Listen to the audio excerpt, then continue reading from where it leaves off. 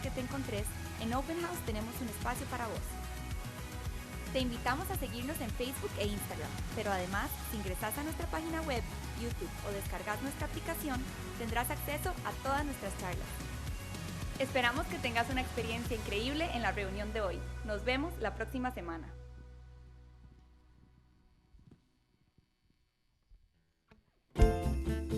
Merry Christmas, ladies. Merry Christmas, Mr. George. Are you ready to sing a little Jingle Bells? Yeah. Jingle bells, jingle all the way. Oh, what fun it is to ride in a one-horse open sleigh. Jingle bells, jingle all the way. Oh, what fun it is to ride in a one-horse open sleigh. Dashing through the snow in a one-horse open sleigh. Over the fields we go, laughing all away. Bells on bobtail wings, making spirits bright. What fun it is to ride and sing a sleigh song tonight. Jingle bells, jingle bells, jingle all the way. Oh, what fun it is to ride in a one-horse open sleigh. Jingle bells, jingle bells, jingle all the way. Oh, what a lot of fun, what a lot of fun to ride and sing in a one-horse open sleigh. Dashing through the snow We are dashing in one-horse one-horse sleigh. sleigh.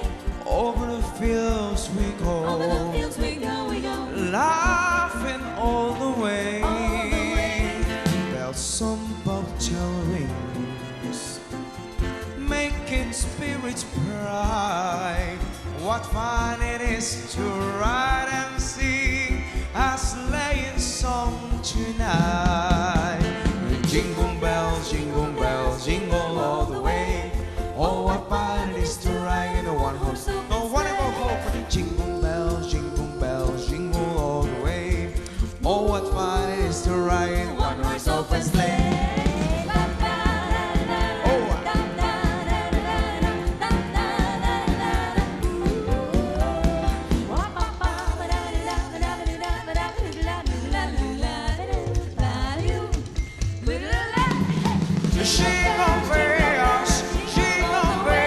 Jingle bells, oh what fun it is to ride in the one-horse open, one-horse open. Jingle bells, oh what fun it is to ride in the one-horse open sleigh.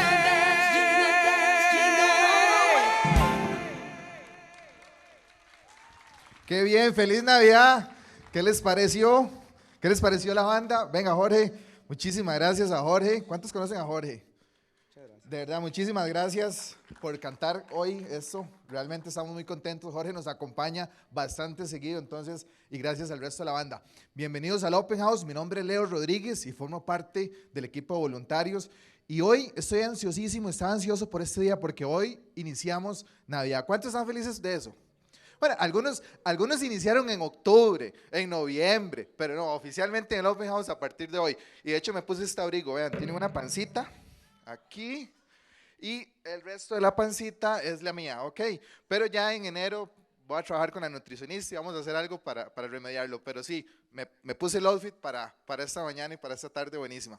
Si usted nos visita por primera vez, queremos agradecerle que se tomó parte de su domingo por estar con nosotros. Realmente nos encanta lo que hacemos y todo lo que hacemos lo hacemos con una única misión, que es guiar a las personas hacia una relación creciente con Jesús. Ese es nuestro enfoque en cada uno de los ambientes, tanto los chicos en el cuarto piso como nosotros, los adultos acá en esta sala tan chiva. Hoy vamos a iniciar una serie de charlas buenísima que se llama La incómoda solución para casi todo. Julio nos va a compartir esto hoy y durante las siguientes semanas, así que no se las puede perder.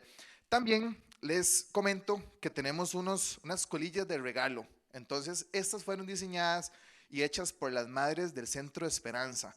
Entonces, van a estar vendiendo afuera en el lobby un paquetito como este a un super precio, para que si ustedes pueden colaborar, lo hagamos hoy mediante esta forma.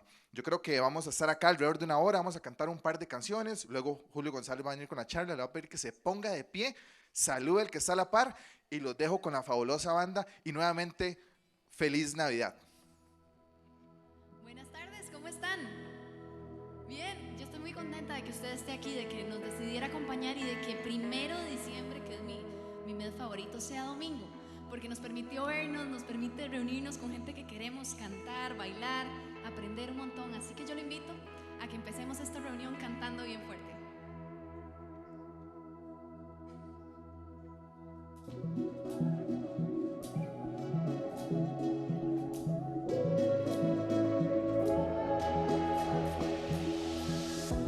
Cuando oscurece y el miedo crece, escucharé tu voz. Si mi esperanza y fe se acaba, mi fuerza tú serás. Cuando creo que no hay valor en mí, Dios lo encuentro en ti. No me rendiré, pues sé que tú nunca me dejarás, nunca me dejarás. Tu amor me cautivó, nunca está lejos. Lo siento resonando como un eco. Tu amor me cautivó, nunca está lejos. Lo siento resonando como un eco en mi corazón.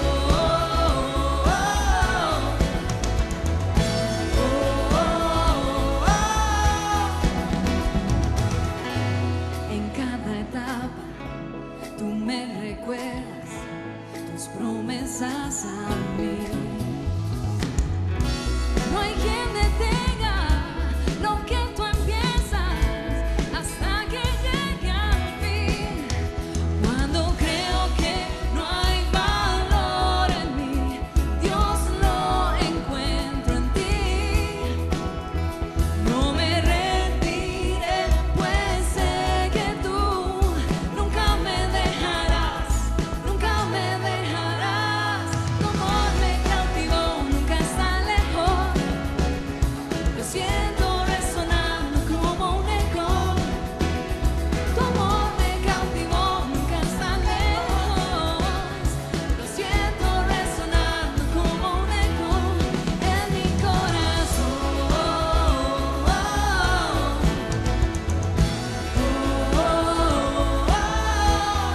En mi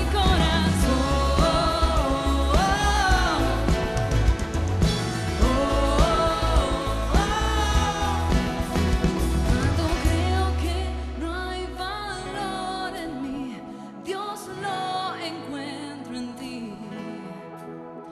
No me rendiré, pues sé que tú nunca me dejarás, nunca me dejarás. Vamos juntos. Tu amor me cautivó, nunca está lejos. Lo siento resonando como un eco. Tu amor me cautivó, nunca está lejos. Lo siento resonar, resonar. ¡Ey! Tu amor me cautivó, nunca está lejos. Lo siento resonando como un eco. Tu amor me cautivó, nunca está lejos. Lo siento resonando como un eco en mi corazón.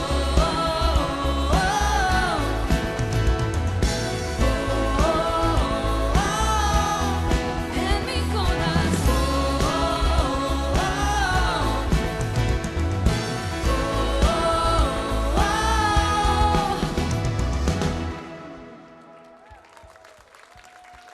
Hace unos días tuve la oportunidad de ir a visitar a mis papás en mi otro país y cuando regresaba en el check-in me dicen si quiero ventana y pues acepté y el viaje de regreso había un sol radiante, todo se veía chivísimo desde ahí arriba, podía ver todo, se veían los mares, los ríos, no sé si quienes conocen Venezuela saben que el aeropuerto queda justamente en la playa, entonces uno puede ver el mar desde que sale. Y veía la grandeza de Dios, lo hermoso que ha hecho para todos nosotros al llegando a Costa Rica, ver las montañas, tan espectacular. Y sentía eso, de ver mares, ríos que Dios ha hecho hecho cosas tan grandes, siendo nosotros tan pequeños, poder disfrutarlas. Y a veces en medio de los problemas sentimos que todo se viene abajo y que nada tiene solución. Y realmente somos tan pequeñitos delante de Él y Él puede resolverlo todo porque somos sus hijos. Esta canción habla de eso, de la grandeza de Dios y de lo que ha hecho para nosotros. Así que te invito a que cantes con nosotros.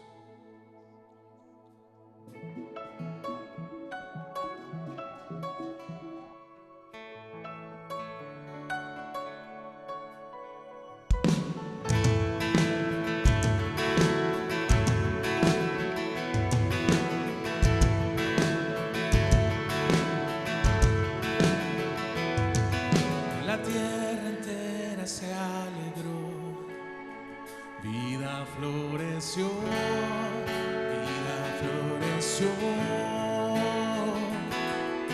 como su alabanza dio. El gran mar rugió,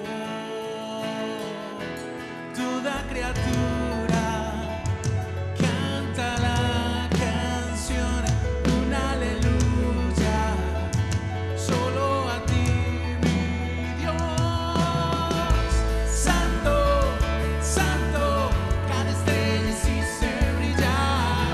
Santo, santo, mi corazón en tus manos está. Toda adoración, solo a ti, Dios. Con la creación te cantamos. Santo, santo.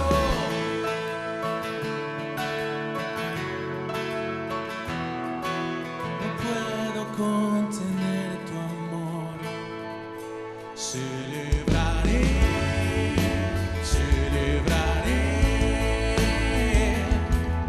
La melodía se oye ya.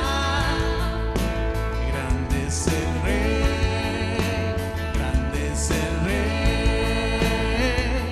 Toda criatura canta la canción, un aleluya, solo a ti, mi Dios. Santo, santo, cada estrella hiciste brillar. Santo, santo, mi corazón en tus manos está. Toda adoración, solo a ti, Dios. Con la creación te cantamos. Santo, santo.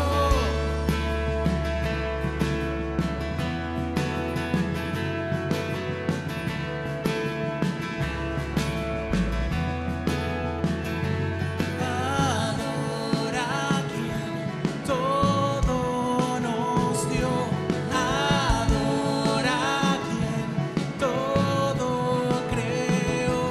Adora a quien por siempre es Rey. Santo, santo. Toda criatura canta la canción, un aleluya, solo a ti, mi Dios.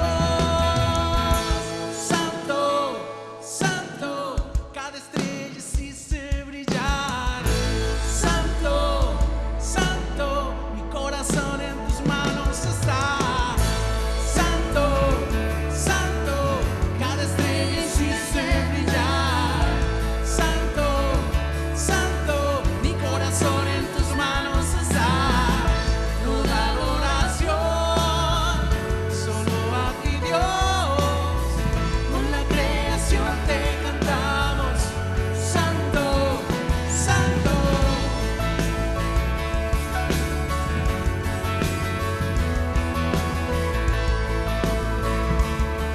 Tú eres digno, tú eres santo. Gracias a Dios porque nos permites tener tiempos como este donde podemos cantarte, donde podemos estar como familia. Amén y amén. Muchas gracias por cantar con nosotros. Te pido que tomes asiento. Qué chiva es poder cantar a Dios. Realmente estos momentos generan muchísima conexión y muchísimas gracias por cantar, muchísimas gracias a la banda. Tengo varios anuncios. Si usted nos visita por primera vez, quiero decirle que al puro final de esta reunión vamos a tener aquí una mesa, un snack para compartirle acerca de qué es Open House, si tiene algunas dudas, resolver sus inquietudes y también conocer un poquito más de su experiencia. Hace 2 semanas Julio nos invitó a donar algunos útiles escolares para algunas personas, algunos chicos de escasos recursos, y por alguna razón quizás usted no ha podido completar sus compras o se le ha olvidado, que también es una razón súper válida. Les comento que también de lunes a jueves de 9 de la mañana a 4 de la tarde en las oficinas de Open House en el 4º piso vamos a estar recibiendo útiles, y si no también el próximo domingo todavía hay chance para traerlo. Quiero invitar a los voluntarios que pasen para recibir las donaciones, pero también quiero comentarles que ya el equipo de producción está preparando una serie de cosas para todo el próximo año, y realmente hay muchas sorpresas, tanto que ocupamos de las donaciones, y realmente esto funciona a base de eso, a base de muchos voluntarios que domingo a domingo trabajan para que esto suceda, y también de muchas personas que donan parte de su dinero para que el Open House funcione. Si alguno quiere reactivar y ser donante en el área de lobby, tenemos el espacio para que usted lo pueda hacer, llenar la fórmula, es súper sencillo, y eso nos va a ayudar a seguir haciendo juntos cada domingo una conexión con Dios, y realmente eso es lo que queremos. Entonces los invitamos a donar, los voluntarios van a pasar, y nuevamente bienvenidos al Open House.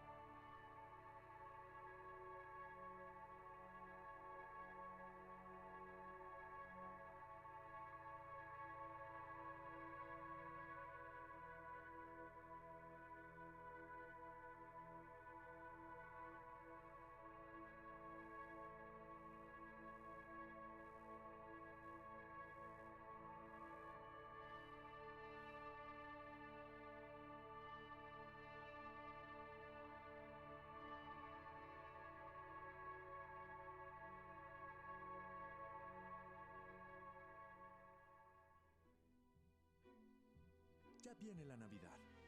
Y ellos también. Traen algunos regalos y cargas a la vez. 1 día, 2, hasta 3 o más. ¿Cómo sobrevivir a los que decimos amar? A tu jefe que piensa que un regalo de fiestas es trabajar largas horas extra. O al pretendiente que mamá te llevó a la cena. Que vive con los papás, no hace nada por la vida y jamás se peina. O tal vez a tu cónyuge, el que te tiene hasta el copete. Al que le darías justo lo que se merece. Regalar de vuelta el suéter que no te quedó. O poner carbón en la bota de regalos, o quizás nada del todo. Con quien sea el problema o la razón, todos queremos expresar cariño en esta ocasión. Aunque los amigos y familia expresen amor, pueden causar drama y ser abrumador. ¿Qué podemos hacer en esta confusión? Podemos sugerir una incómoda solución.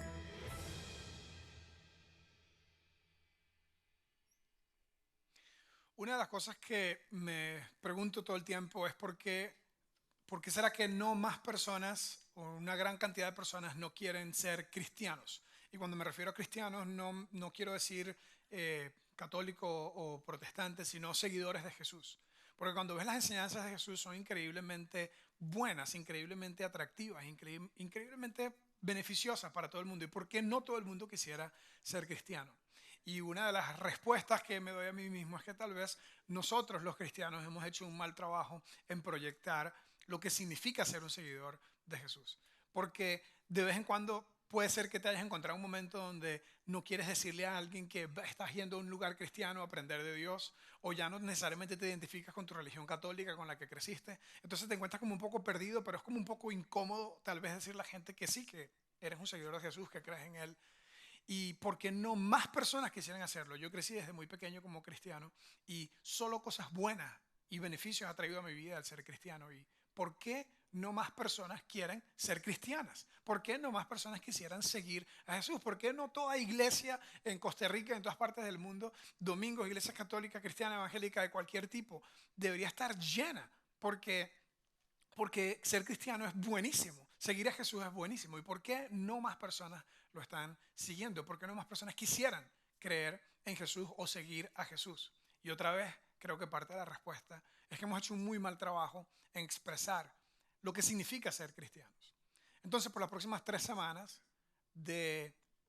acercándonos al día de celebración de Navidad, vamos a hablar de un tema central al cristianismo, un tema central a Jesús y a sus enseñanzas, y un tema central al mensaje que Dios tiene para todo el mundo en esta época de Navidad. En mi opinión, el mensaje del cristianismo se resume en buenas noticias para todos. Entonces, dentro de 4 semanas, el día 22 de diciembre, vamos a celebrar la Navidad y vamos a leer ese texto donde los ángeles vienen y dicen que traen buenas noticias, buenas nuevas para todos. Buenas noticias para todos, que ha nacido hoy en la ciudad de David un Salvador que es Cristo el Señor. Desde muy pequeño, desde que estaba bien chiquitito, yo participaba en todas las obras de teatro de la Navidad, donde leíamos ese texto de la Biblia. Y el resumen es que es buenas noticias. Todo el cristianismo entero es buenas noticias. Cuando ves la Biblia, cuando estudias la Biblia, cuando estudias la vida de Jesús, te das cuenta que Dios está enviando un mensaje grande a todo el mundo. Ese mensaje se puede resumir como el mensaje de solidaridad divina.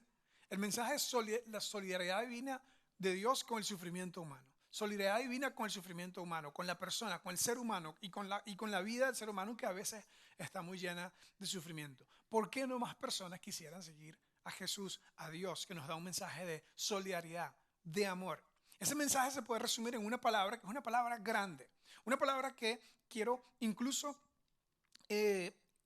admitir que con todo lo que he estudiado me cuesta probablemente todavía entender a cabalidad este concepto, pero que es un concepto tan importante que cada uno de nosotros, los que tienen tiempo aprendiendo de Dios, los que tienen mucho tiempo aprendiendo de Dios y los que están empezando a aprender de Dios, necesitamos familiarizarnos con este concepto. Es un concepto que resume enteramente el mensaje de Dios. Y aunque es grande, profundo, hoy no va a ser una de esas charlas más prácticas necesariamente, va a ser una charla más bien que va a retar nuestra forma de pensar antes incluso que nuestra forma de actuar, que nuestra conducta.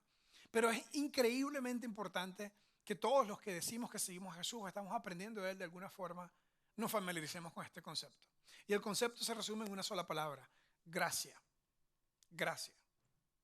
¿Qué significa gracia? ¿Qué significa la gracia de Dios? La gracia de Dios, y se les voy a dar en algunos conceptos que tengo para esto. La gracia de Dios es lo que más deseamos cuando nosotros pecamos. Pero al mismo tiempo, como dice la siguiente, es lo que más nos cuesta dar cuando alguien más peca contra mí. Cuando yo peco, quiero gracia. Pero cuando alguien peca contra mí, no estoy seguro que quiero dar gracia. Por ejemplo, mi hijo Román necesitaba gracia el día de ayer. Estuvimos viajando la semana pasada, tuvimos la dicha de visitar Atlanta. Yo tenía que ir ahí por algunas reuniones de trabajo, entonces aproveché de ir. Teníamos rato, mi esposa y yo, hablando de que queríamos llevar a los niños a Atlanta porque los 2 primeros nacieron allá. Entonces queríamos llevarlos a la ciudad donde nacieron, que conocieran la primera casa que nosotros tuvimos, donde nuestros 2 primeros hijos crecieron antes de mudarnos aquí por un tiempo, y que conocieran la iglesia donde íbamos, donde yo trabajaba antes, y que en cierta forma como que se conectaran un poco con sus raíces. Bueno, parte del viaje fue que comimos toda clase de chatarra, ¿verdad? Y especialmente los postres, porque yo tengo una debilidad especial con los postres, ¿verdad? Hay un milkshake, hay una merengada de helado, un batido de helado en un restaurante que se llama Chick-fil-A, que yo creo que en el cielo van a servir eso, porque eso es increíble, esa cosa. Yo tengo que confesar, me tomé uno cada día. Cada día me tomé uno, son como 2000 calorías solo eso, ¿ok? Traté de sustituir algunas comidas por el milkshake, pero luego terminaba comiendo más en la cuenta porque ¿quién puede sustituir una comida por milkshake, verdad? El punto es que cuando regresamos el jueves, hablábamos en la casa que teníamos que hacer un poquito de detox de tanta azúcar que comimos. Y a mí se me ocurrió la brillante idea, porque me la paso haciendo todo este tipo de retos que nunca los logro, de decirle a mis hijos que hiciéramos un reto de no azúcar otra vez, ¿verdad? Entonces, 30 días sin azúcar. Es más, ni siquiera fueron 30. El 24 de diciembre podemos comer postre. Le dije, si de aquí al 24 de diciembre están sin postre, ofrecí $50 por persona. ¿Ok? $50 se va a ganar. Liam, el del medio, dijo, yo no juego. Yo no juego. A mí me vale esa plata, yo no quiero esa plata, yo necesito mis donas y necesito mi dulce. ¿Ok? Y el mayor dijo, yo me apunto. ¿Ok? Y Román, que siempre termina decidiendo a cuál de los dos hermanos mayores sigue, dijo, yo también. Resulta que mi esposa esa tarde porque el viernes, esto fue el viernes es el día después de Acción de Gracia, ¿verdad? En la tradición norteamericana, el último jueves de noviembre es el día de Acción de Gracia, y en la tradición de mi esposa, ¿verdad? El día después de Acción de Gracia se busca el arbolito y se pone la Navidad. Entonces, parte de la tradición de poner la Navidad es buscar el arbolito, hacer la casa de gingerbread. ¿Alguien sabe lo que es gingerbread? Es un pan como una galleta de jengibre y ver la película Elf. Esas son las tres cosas que hacemos nosotros todos los viernes después del Día de Acción de Gracia. Entonces, la casa de Gingerbread House tiene un montón de azúcar y los tres chicos la tenían que decorar. Entonces, viene esta casa, ¿verdad? Que es de una galleta de jengibre súper rico y, ojo, mis hijos decoraron todo, pero este que está aquí, el Gingerbread Man, ese lo decoré yo. Los ojitos los hice yo, ¿verdad? Me quedaron súper cool. El punto es que Lucas, que aceptó el reto de no azúcar, dijo, yo no voy a hacer esa casa porque no voy a poder resistir la tentación. Y Román la estuvo haciendo con Liam y se terminó, básicamente, yo me fui por un momento y regresé a la sala y encontré a Román con uno de los Gingerbread Men con la cabeza en la boca del brazo, ¿verdad? Y cuando yo le digo, hey Román, ¿y qué pasó con el reto de no azúcar? Ya perdió. Se puso a llorar y dijo, por favor, me suplicaba, dame otro chance, por favor, yo quiero esos $50, dame otro chance. Yo dije, Román, pero te dije que no podías comer azúcar, ni siquiera pudiste 5 horas en el reto, ¿verdad? Ya en la tarde otra vez fallaste y me decía, papi, por favor, dame otra oportunidad, dame otro chance. Él me estaba en ese momento pidiendo a mí, el concepto de hoy, pidiendo gracia, dame otra oportunidad, ten gracia, dame otra oportunidad, ¿ok? Al final le dimos otro chance a Román. Pero el punto es que en esa historia tan trivial, tan sencilla, Román necesitaba gracia. Y la gracia la entendemos cuando estamos en el momento en que la necesitamos. Pero cuando es otra persona que nos hace algo a nosotros, nos falla a nosotros, nos hace daño, nos hiere y nos toca dar la gracia, a veces no la entendemos, a veces nos cuesta un poco darla. La gracia es el concepto más importante, yo creo, de toda la enseñanza cristiana. La gracia, aunque hoy, como dije, aunque hoy no es una de esas charlas súper prácticas y súper motivacionales, es importante que entendamos el concepto de la gracia. Es importante que entendamos porque eso es central al cristianismo. Es más, la Navidad es la gracia de Dios personificada. La gracia se puede resumir también de esta forma. El regalo del amor de Dios. El regalo del amor, perdón y aceptación total de Dios para con nosotros. Y en la Navidad celebramos regalos. ¿Y por qué celebramos regalos en la Navidad? Porque celebramos que Dios nos dio el mayor regalo. Ojo, la gracia implica entender que es algo que no me merezco. Es algo que no lo merezco y no me lo puedo ganar. Si fuera basado en mis méritos, dejaría de ser gracia. No me lo merezco, no me lo puedo ganar. Por eso Dios lo da. No puedo hacer nada con mi propio esfuerzo para ganármelo. ¿Ok? La religión es completamente lo contrario. La religión es el esfuerzo del hombre, el esfuerzo del ser humano por congraciarse, por recibir la gracia de Dios. El esfuerzo del hombre a través de reglas, a través de ritos, a través de liturgia, a través de penitencia, a través de promesas, a través de cualquier forma, ganarse un favor, un bien, una gracia, una oportunidad de Dios. Como les dije, no es necesariamente la charla más práctica y más fácil, pero todo el que ha decidido en alguna forma acercarse a Dios necesita entender muy bien todo este tema. Por eso lo vamos a desarrollar en 3 semanas, así que no se pierdan las semanas que llevan hacia el día de la Navidad, donde vamos a estar celebrando el 22 de diciembre juntos, el gran regalo de Dios, la gracia de Dios. Pero es importante entender esto.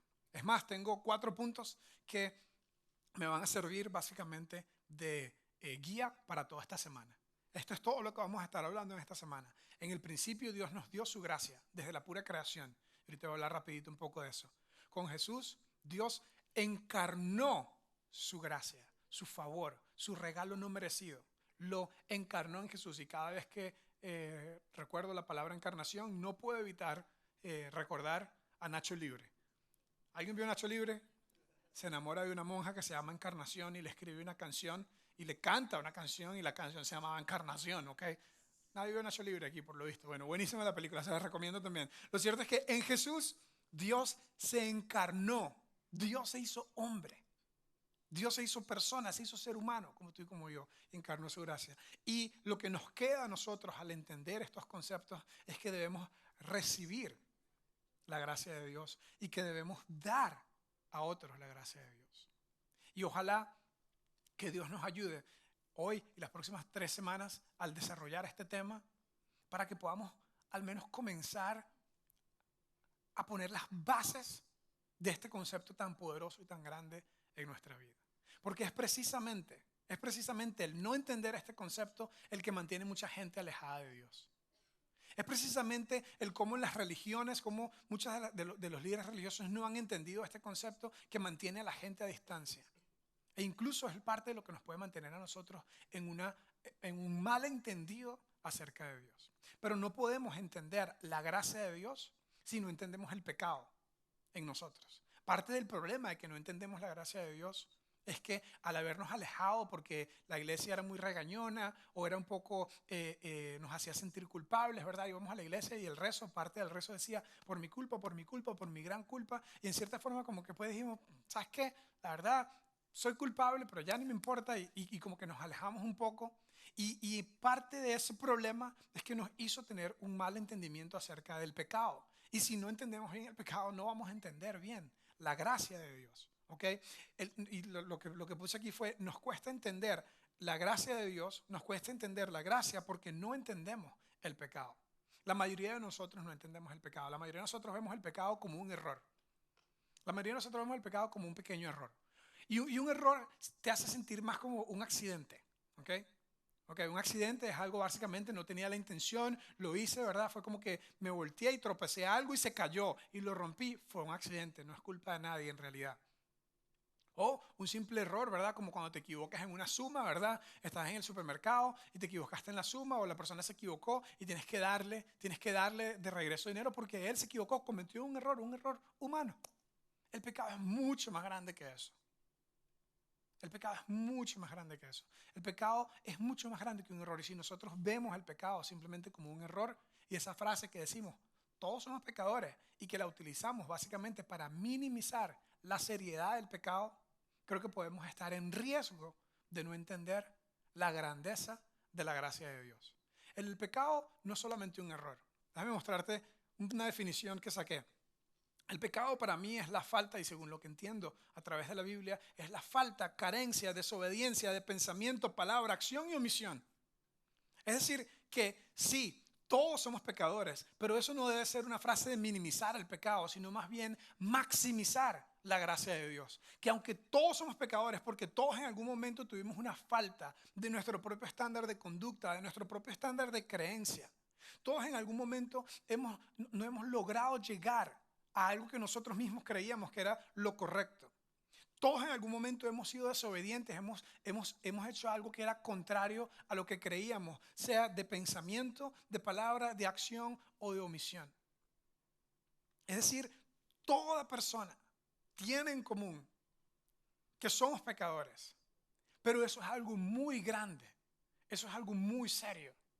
No es, todos somos pecadores, así que relax, todo el mundo lo hace. Es algo enorme, es algo muy grande. El pecado le hace daño a Dios. El pecado especialmente nos hace daño a nosotros. Nos divide, nos distorsiona nuestra visión. Como voy a mostrarles ahorita una frase de un místico estudioso de la Biblia que he estado estudiando yo mismo en los últimos años. Ahorita les voy a mostrar una frase de lo que él dice acerca del pecado. Otro gran místico de la historia que no era creyente, no era cristiano, pero respetaba mucho a Jesús fue Gandhi. Y Gandhi dijo, copiando de Jesús, viendo lo que él veía a Jesús, decía que debemos odiar el pecado, pero amar al pecador. Y eso fue precisamente lo que hizo Jesús. Eso fue precisamente lo que nos enseñó Jesús. Pero la mayoría de nosotros no aprendemos a lidiar con nuestro pecado, con nuestras faltas, con nuestras carencias, con nuestras inconsistencias, sino que íbamos a la iglesia, nos enseñaron que éramos culpables, nos dijeron que no éramos dignos, que nos apartáramos del pecado. Veíamos a los monjes que se iban a los monasterios, ¿verdad? Veíamos a las monjitas que terminaban haciendo todas las cosas bien. Nosotros nos sentíamos tal vez no tan bien. Y cuando ya no nos obligaban a ir a la iglesia, dejamos de ir, pero nunca tuvimos un concepto claro de lo que significaba nuestro pecado y lo que significaba la gracia de Dios. En otras palabras, puse en la siguiente frase algo en lo que he estado pensando mucho acerca de los que seguimos a Jesús y entender que somos pecadores. En lugar de aceptar nuestra naturaleza pecaminosa y divina a la vez, porque en el principio, en la creación, Dios dijo que nos hizo conforme a su imagen y a su semejanza, que Dios nos hizo como alguien bueno. Dios nos hizo a su imagen. Eso quiere decir que hay algo de lo bueno de Dios en nosotros. Y luego, al ejercer nuestro libre albedrío, nuestra libertad de voluntad, nosotros, básicamente, el pecado entró a nosotros como un gran virus que nos hizo a todos pecadores. O sea que hay en nosotros estas dos naturalezas, esta naturaleza divina, espiritual, que nos acerca a Dios, y esta naturaleza humana que la Biblia le llama carnal, que le llama animal, física, que nos lleva a las cosas malas. Esas dos están en juego en cada uno de nosotros. Es decir, que aunque somos personas con potencial para hacer cosas muy buenas y cumplir nuestros sueños y ayudar a otros, también tenemos potencial de sabotearnos a nosotros mismos, de hacernos daño a nosotros mismos y hacerle daños a otros. Y todo eso está en juego. La religión tradicional nos enseñó a alejarse del pecado. Si creciste como católico, otra vez, los que se iban a los monasterios, los que se alejaban, ¿verdad?, del pecado. Si creciste en la iglesia evangélica, protestante, cristiana como yo, ¿verdad?, te enseñaban de la santidad. Y la santidad es separación del pecado. Entonces no se junte con personas que hacen esto, y no vaya al cine, y no haga esto, y no vaya a fiesta, y no haga. Y era no haga. Se convertía en una gran lista para poder tener santidad. Y eso era lo que nos enseñaban. Pero yo creo que más bien esto nos lleva a no aceptar estas dinámicas que hay en nosotros. Y eso puede ser muy negativo. Entonces, otra vez, a ver si termino de leer esta frase. En lugar de aceptar nuestra naturaleza pecaminosa, tienes gran potencial. Tienes el virus del pecado en tu vida. Y nuestra naturaleza divina, eres creado como Dios. Es decir, que eres la unión de un ángel y un monito. Eres la unión de un ángel y un chimpancé. Eso lo dijo un estudioso judío. Que el hombre parece ser esta paradójica unión entre un ángel y un chimpancé. Que tenemos potencial para cosas tan buenas y tenemos potencial para cosas tan malas. Esas dos naturalezas están en nosotros. Y en lugar de nosotros aceptar nuestra naturaleza pecaminosa y divina a la vez y recibir la maravillosa, sublime, como dice una de nuestras canciones, sublime gracia de Dios, la mayoría lo que hacemos es esconder nuestras imperfecciones, ponernos maquillaje en nuestras imperfecciones, esconder las carencias que tenemos, las faltas que tenemos, los pecados que tenemos, escondernos, compensar. Comenzamos a jugar con Dios, ¿verdad? Juegos donde decimos, bueno, yo voy a hacer esto, y le prometo esto, y le prometo lo otro, para compensar y para que usted haga. Fingir, esta es una en la que muchos se hacen expertos, fingir que todo está bien, cuando tal vez las cosas no están bien, o proyectar.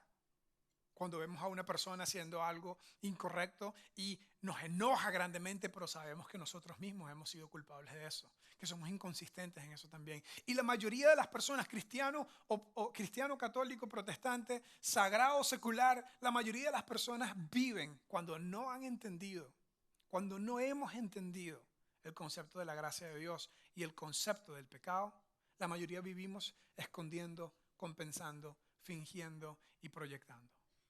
Y esto nos deja cansados. O nos deja entre dos bandos, usualmente. Entre el bando de los que saben que son pecadores y para que van a estar jugando de hipócritas, yendo a misa, yendo a iglesia, haciendo esto y lo otro. La verdad, eso no es lo mío. Y los que han tratado de hacer las cosas bien, han tratado de portarse bien. Y precisamente esas dos audiencias, esa dinámica de esas dos audiencias estaba en juego en el momento en el que Jesús vino al mundo. Si lees el Nuevo Testamento, vez tras vez vas a encontrar esta idea de que a Jesús se le acercaban publicanos y pecadores, y también se le acercaba otro grupo que se llamaban los fariseos. Los fariseos eran los que se habían dedicado a estudiar la ley, a estudiar la religión. Y los publicanos y los pecadores eran lo peor de lo peor. Uno de ellos era Mateo, quien escribió el primer libro del Nuevo Testamento. Mateo era un publicano, era básicamente un trabajador de hacienda para Roma, en Jerusalén, en Israel. Era algo terrible la historia de Mateo. Y en los próximos minutos les voy a leer parte de la historia del encuentro que Jesús tiene con Mateo.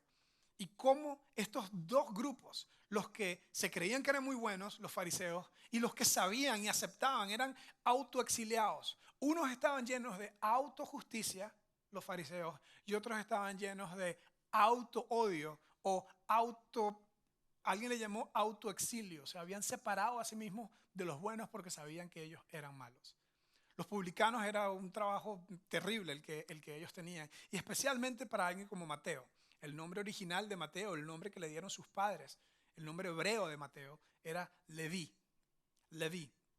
La razón que le pusieron Leví es porque probablemente su familia eran descendientes de la tribu de Leví, que era el tercer hijo de Jacob, de quien sus 12 hijos fueron las 12 tribus de Israel. Leví terminó siendo, la tribu de Leví fue la única tribu, el único grupo de personas que no participaron en el desmadre que se formó por ahí como en el día 15, cuando en Israel, cuando en las faldas del monte Sinaí, los israelitas veían que Moisés no venía, Moisés no regresaba, se comenzaron a sentir un poco inquietos y le dijeron a Aarón que les hiciera un Dios, porque ya Moisés, que era el representante de Dios, no sabían qué le había pasado. Y siguiendo los malos ejemplos que habían aprendido en Egipto, formaron un becerro de oro, comenzaron a bailar, comenzaron a emborracharse, comenzaron a hacer toda clase de locuras y de orgías que eran lo que hacían en las religiones paganas en Egipto. Y el único grupo de personas que no participó en ese desmadre fue la tribu de Leví, el grupo de los levitas. Por eso Moisés los escogió a ellos para que fueran los intermediarios de Dios con el hombre, los que no se corrompieron en aquel día de tal corrupción. Y Moisés los escogió para que trabajaran en el templo, que primero era un tabernáculo y eventualmente Salomón lo convirtió en un templo. Los levitas eran los que recibían las ofrendas de las personas y se las entregaban a Dios. Eran un intermediario entre Dios y la gente que venía a pedir perdón por sus pecados. Es decir, que cuando los papás de Mateo le pusieron el nombre Leví, se lo pusieron con propósito y a propósito. Cuando le pusieron ese nombre, ellos estaban apostándole al potencial de Mateo de dedicar su vida a ayudar a que la gente se acercara a Dios, que se convirtiera en un intermediario de Dios con el hombre. ¿Y qué hizo Mateo? Yo no sé, tal vez he visto muchas películas yo de Hollywood, ¿verdad? Pero yo pienso que en algún momento, como a los 14, 15, 16 años, Mateo ya se cansó de la sinagoga, se cansó de los cuentos de Moisés, se cansó de las leyes, se cansó de lo que podía comer y lo que no podía comer. Y cuando ya no lo obligaron sus papás, dejó de ir y se alejó y comenzó a vivir bajo sus propias reglas. Y terminó poco a poco alejándose más y más y más. Y en lugar de ser un intermediario de Dios con los hombres, se convirtió en un intermediario de Roma para cobrarle impuestos a sus compatriotas y entregárselos a Roma. El trabajo de un publicano era peor que el de una prostituta. Una prostituta en el primer siglo vendía su cuerpo para subsistir, pero un publicano había vendido a sus compatriotas para enriquecerse, y era mucho peor. Era lo peor de lo peor. Es decir, que si tú eras un publicano en el primer siglo, tú sabías que eras pecador, tu mamá sabías que eras pecador y ya básicamente te habías aceptado como una persona mala. Ese era Mateo. Se había convertido en lo peor de lo peor, en la peor versión de sí mismo. En eso se había convertido. Y un día Jesús va caminando en las afueras de una de las sinagogas, de la única sinagoga que había probablemente en Capernaum, que es la parte norte del mar de Galilea, y vio a un hombre que se llamaba Leví sentado en un banco de tributos y le dijo, Mateo, sígueme. Pero ¿cómo te voy a seguir si tú eres un maestro, si tú eres un rabino? ¿Cómo te voy a seguir si la gente que tú escoges son los mejores de la escuela rabínica? ¿Cómo te voy a seguir si yo me alejé de esas cosas cuando ya me dejaron de obligar? Sígueme, porque yo tengo un plan para ti. Y lo interesante es que la próxima vez que encontramos a Jesús hablando con Mateo o relacionado con Mateo, parece ser que no es Mateo el que está siguiendo a Jesús, sino Jesús siguiendo a Mateo, porque Mateo tenía una fiesta en su casa e invitó a su nuevo amigo Jesús. Entonces la historia que voy a leer, que está en el libro de Mateo, escrita por Mateo, es la historia de cuando Jesús, después de haber invitado a Mateo a seguirlo, está ahora en la casa de Mateo. Y Mateo otra vez invitaba a su fiesta a la misma gente que tú invitas a tus fiestas, a tus amigos. Pero ahora Jesús era uno de los nuevos amigos de Mateo y lo invitó a la fiesta. Mira lo que dice. Mientras Jesús estaba comiendo en casa de Mateo, había una fiesta, había un banquete y Jesús estaba ahí. Lo cual lo hacía un poco incómodo, ¿verdad? Como que hacemos el carnaval después que se vaya Jesús o lo hacemos ahorita, ¿verdad? Jesús estaba comiendo en su casa, en la casa de Mateo, muchos recaudadores de impuestos y pecadores. Aquí están las dos categorías. Es como cuando tú estabas en la secundaria, ¿verdad? Y querías a esa chica guapa, ¿verdad? Y ella te decía, ¿sabes qué? No, eres muy feo. Yo he visto gente fea y a ti. Dos categorías. El feo, a mí me dijeron eso una vez. No, mentira, estoy inventando. ¿Cómo van a decir eso? Me tan guapo, ¿verdad? Bueno, lo cierto es que yo he visto, como que alguien te diga, yo he visto a alguien feo y te he visto a ti. Ve, recaudadores de impuestos y pecadores. Es como que dos categorías. Es como que, es más, ni siquiera las prostitutas, ni siquiera los ladrones. Ustedes, o sea, los ladrones están como escondiendo su pecado. Ustedes son abiertamente corruptos. Cobran impuestos a sus propios compatriotas para dárselo a Roma. Ustedes son lo peor de lo peor. Es más, tienen una nueva categoría de pecado. Se llaman publicanos, recaudadores de impuestos. Y Mateo sabía que él era uno de esos. Entonces Jesús está en su casa y dice que se acercaban a su mesa muchos de los recaudadores de impuestos y de los pecadores. Llegaron y comieron con él. Y comer con alguien es algo muy íntimo. Comer con alguien es una de las cosas más lindas que hay en el mundo. Y en esta historia y en esta cultura, comer con alguien era algo demasiado relacional. Llegaron y comieron con él y sus discípulos. Y cuando los fariseos vieron, los fariseos es el otro grupo. Si estos son lo peor de lo peor, estos son, según ellos, lo mejor de lo mejor. Estos se habían autoexiliado de la religión y estos se habían autonombrado como los buenos en la historia. Los que estudiaban de Dios, los que estudiaban las leyes, los que estudiaban la Biblia. Y los fariseos vieron esto y le preguntaron a los discípulos.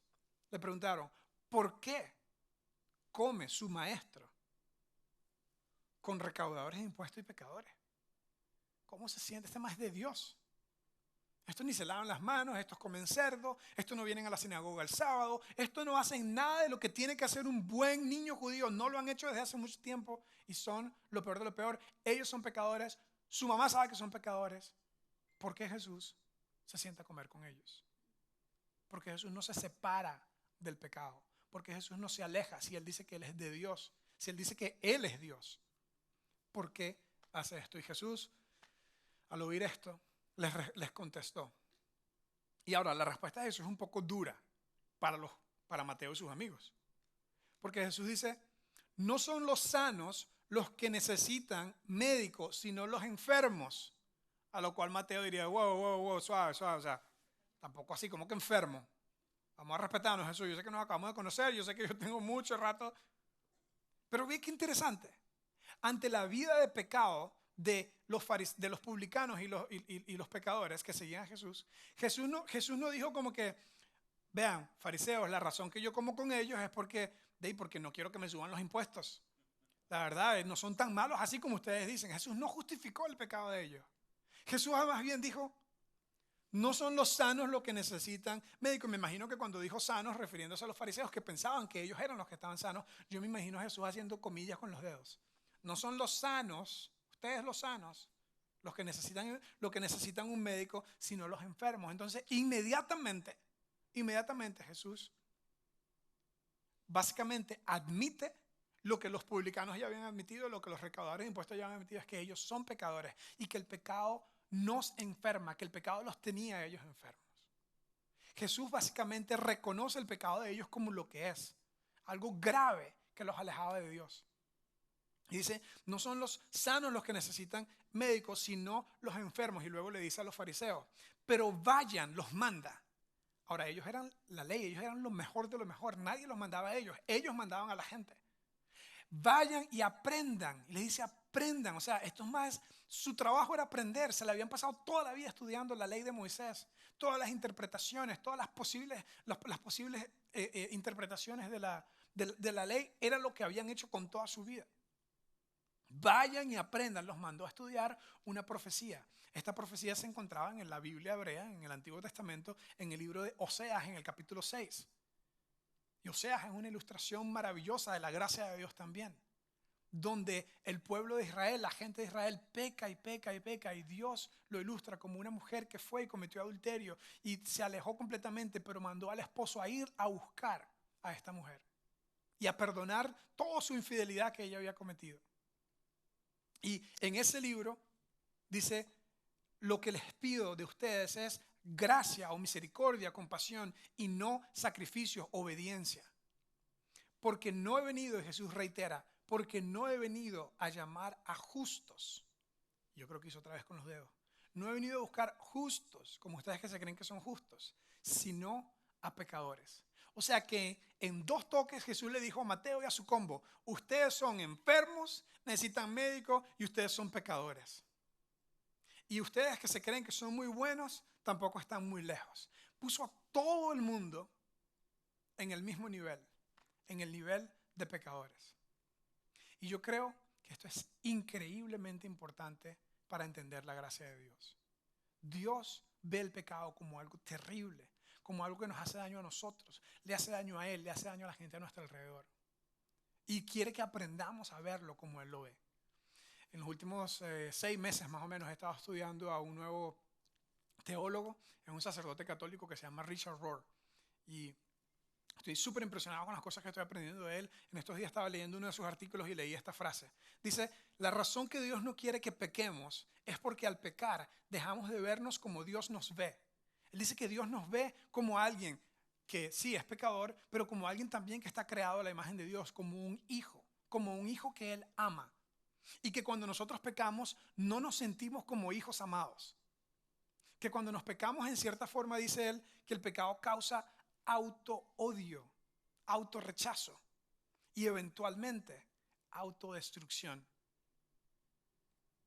Cierto que si en algún momento de nuestros primeros malos pasos, por así decirlo de alguna forma, hubiésemos entendido la gracia de Dios, tal vez no nos hubiésemos visto a nosotros con auto-odio y no hubiésemos terminado en autodestrucción.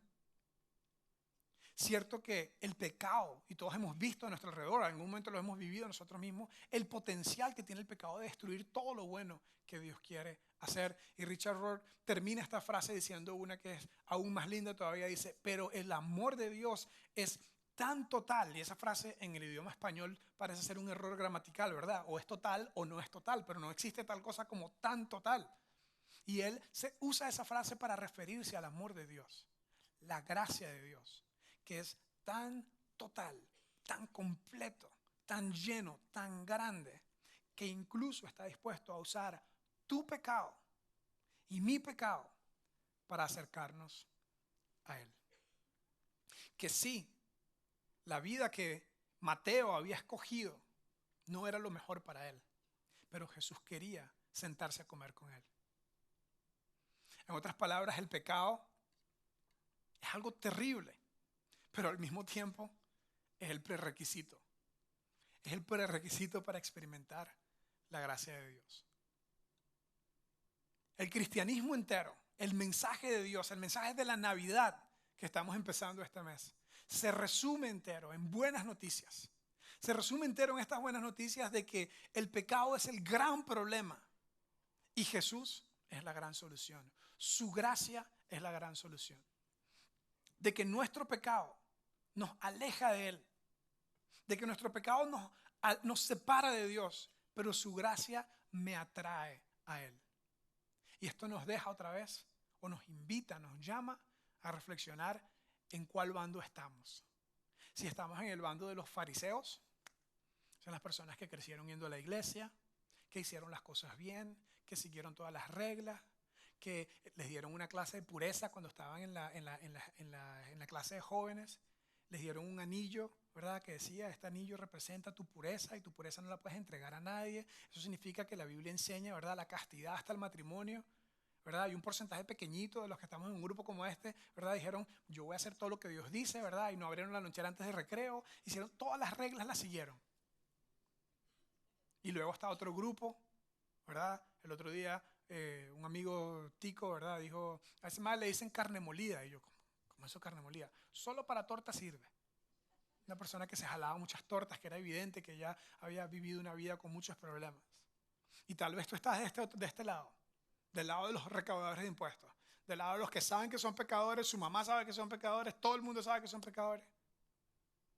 Y Jesús dice, mi amor es tan total para todos. Mi amor es tan grande para todos. Y es esencial que entendamos el concepto enorme del pecado para poder aceptar la gracia de Dios. Los voy a dejar con tres preguntas con las que vamos a estar trabajando. Para los próximos 7 días, de aquí al domingo, la tarea es estar reflexionando acerca de estas 3 preguntas. ¿Te consideras una persona muy pecadora, que está en el bando de Mateo, o una persona muy buena en el bando de los fariseos, que ha seguido todas las reglas? Si estás del lado de los muy buenos, te cuesta perdonar al que te hace daño, porque dices, hey, las consecuencias, si lo perdono, entonces se vale de que le haga todo eso. Y tal vez te cuesta perdonar a alguien que te ha hecho daño. Tal vez te cuesta perdonar a tu ex esposo, a tu ex esposa. Tal vez te cuesta perdonar a tu ex socio que te hizo trampa. Tal vez te cuesta perdonar a tu ex jefe, a alguien que te hizo mucho daño. O tal vez estás en el bando de los que saben, la verdad soy pecador y soy malo y necesito a Dios. ¿En cuál de esos dos estás? La otra pregunta que vamos a trabajar es, ¿has recibido la gracia de Dios? ¿Has llegado al punto donde has dicho, gracias Dios por tu gracia? Sé que te necesito en mi vida. Sé que sin ti se me va a desordenar el mundo otra vez. ¿Has recibido la grandeza de la gracia de Dios? Y esto es algo más que creerlo, esto es algo que llegas al punto de saberlo. No es algo racional, intelectual. Es algo que terminas sintiendo y aceptando. Y la última pregunta que vamos a estar trabajando es esta. ¿Te cuesta dar gracia a otros? Las personas que han cometido muchos errores, que han cometido muchos pecados, en cierta forma se les hace más fácil perdonar a otros. Y los que han tratado de vivir una vida súper bien, se les hace un poco más difícil de dar gracia a otros. Pero es esencial que como grupo y como individuos entendamos la gracia de Dios. Si no la entendemos como grupo, nos vamos a hacer una iglesia de legalistas, de gente buena, que sigue reglas buenas. Y si vamos a terminar los mismos 100, 200 felices todo el tiempo, y no vamos a hacer nuestra misión de ayudar a ese publicano, a ese Mateo que está desfranquiciado, que está al margen del amor de Dios porque no entiende la gracia de Dios. Y muchas veces la iglesia misma es la que ha entorpecido esa labor. Entonces, como grupo necesitamos entender la gracia de Dios. Y como individuos nunca vas a disfrutar la plenitud, lo completo que Dios tiene para ti si no entiendes su gracia. Y de aquí a la Navidad, mi meta es que cada uno de nosotros entienda, acepte y comience a dar la gracia de Dios. Vamos a cerrar con una oración y esa va a ser la primera parte de esta charla. Dios, te quiero dar gracias por tu gracia que va más allá de nuestro entendimiento. Esta idea de que tú sabías que el pecado que nosotros por decisión propia, por omisión, por cualquier razón cometemos, causaría un gran problema en nosotros. Que nos distorsiona nuestra visión de nosotros mismos, que nos aleja de las personas que queremos, que nos hace tanto daño a nosotros, a la gente a nuestro alrededor. Tú viniste para ser la solución. Por eso la Natividad, la Navidad son buenas noticias para todos. Ayúdanos a asimilar en las próximas semanas este concepto. Ayúdanos a recibir tu regalo Y que tal vez esta Navidad para muchas personas sea la primera vez que realmente se encuentran o se reencuentran contigo entendiendo tu gracia. Y que sea por ende más fácil perdonar al que nos hace daño, perdonar al que nos hirió, dar de tu gracia a otras personas y al hacerlo poder cumplir nuestro propósito aquí en la tierra. En el nombre de Jesús. Amén. Bien, no fue la charla más motivante, es muy profunda, muy tal vez teórica, pero no se pierdan la segunda parte que va a ser una de mis historias favoritas de la Biblia. Si estás visitando por primera vez, me encantaría conocerte. Aquí abajo tenemos una pequeña recepción y con el resto nos vemos en 7 días para la segunda parte de esta serie de charlas. Muchas gracias.